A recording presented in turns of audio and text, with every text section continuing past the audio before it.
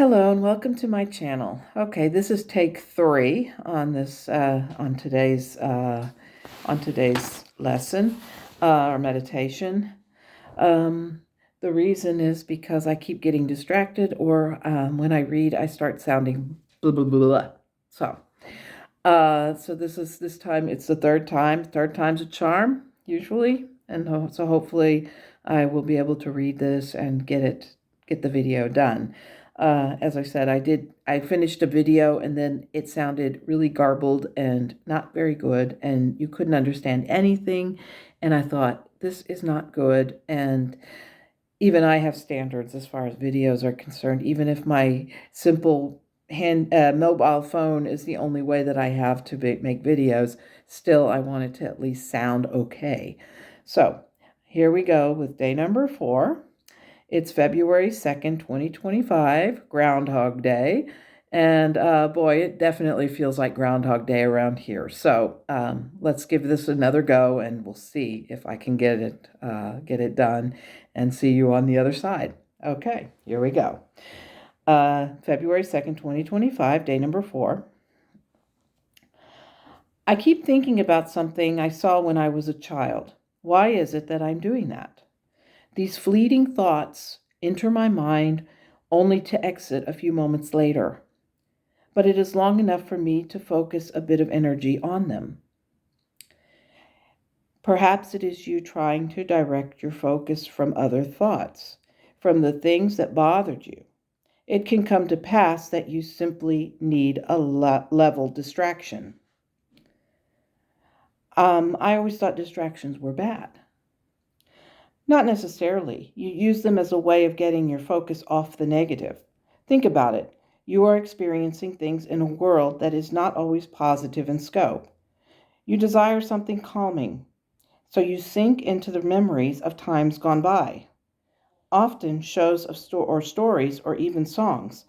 And then, as your mind begins to focus on them, you realize that the things that are happening around you may not be as bad as you surmised. Perhaps the way you look at things has an impact on how it is. Sure, you will have some negative things happening in your life. It is normal. But the ways that you look at it have more to do with the actual event than the event itself. So it's all about my perception. Yes, what you see in something is where the positive or negative is. How you contend with it is entirely how it is perceived. The overall situation can only be observed by your guides and angels.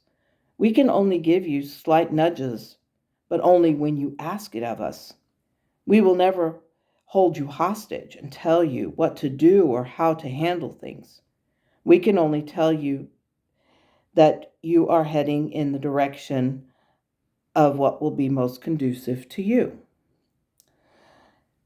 Out of the gravest mistakes that people make about angels and guides is this notion that we can stop your free will. All that we can do is try to inspire you in a certain direction. The rest is going to be up to you. That's what I've been told. I remember asking a question about whether or not what I was doing was the right thing for me to be doing. I was told that my guides do not impose their will on me, that I choose. He said, yes, that is the way it is. The tragic fact that many people blame their guides when things go contrary to their wishes. And I asked, why do they do that? Don't they listen? And he says, they are shutting out the message. Every person has that little voice inside that guides them in one way or the other. The voice is often called gut instinct. The gut instinct is generally the intuitive voice of their guides.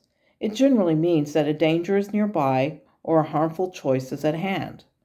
It generally is the warning that something is not right, that one needs to be careful if one proceeds down the path they are going. Do you remember the last time your guides did that? No, but I do try to heed the voice when it tells me not to do something. Oftentimes nothing happens either way, but I do tend to hear the voice. I remember when went to Rome, the voice said, "Leave my camera and purse in the room." When I ignored the voice, I went to eat with my husband and both items got stolen. I felt like such a knucklehead. That was 20 years ago.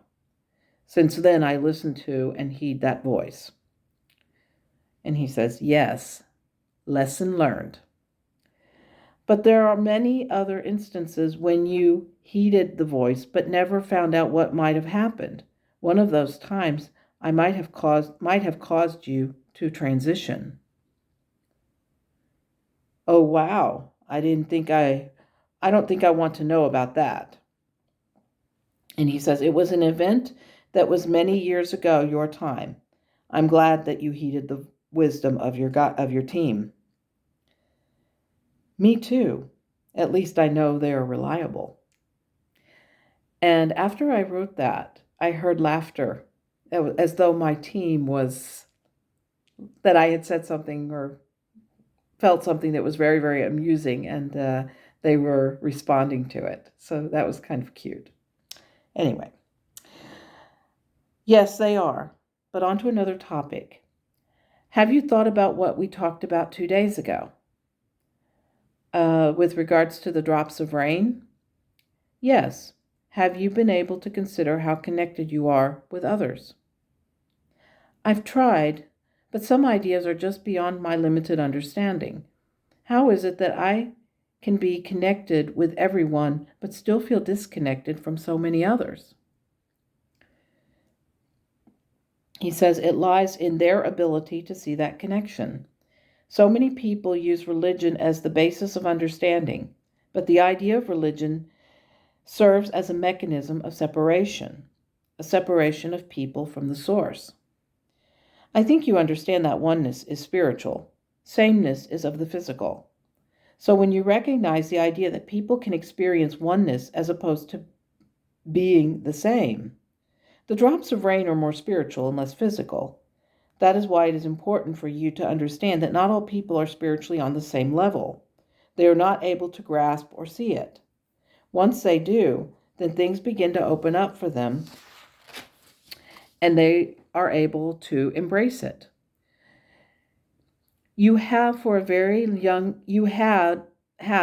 young age recognized it. You did back when you found unity. That was the literal floodgates, and part of the reason other people responded to you negatively about it. They could see that you were understanding things on a deeper level than they could, and that was the Pandora's box. Once you found this, there was no putting the proverbial genie back inside the bottle. So with that, I think we will end for today. Take care, dear one, and we can continue tomorrow. And then I said, thank you.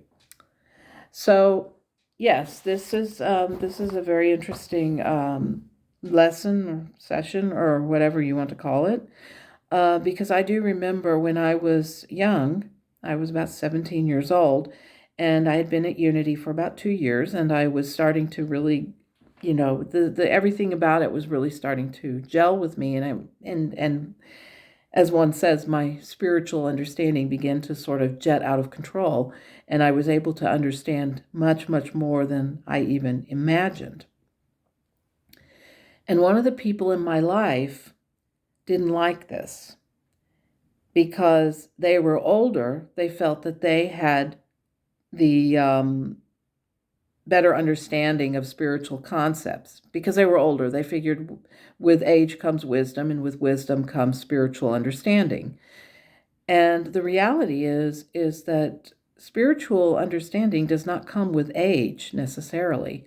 It comes with just experience.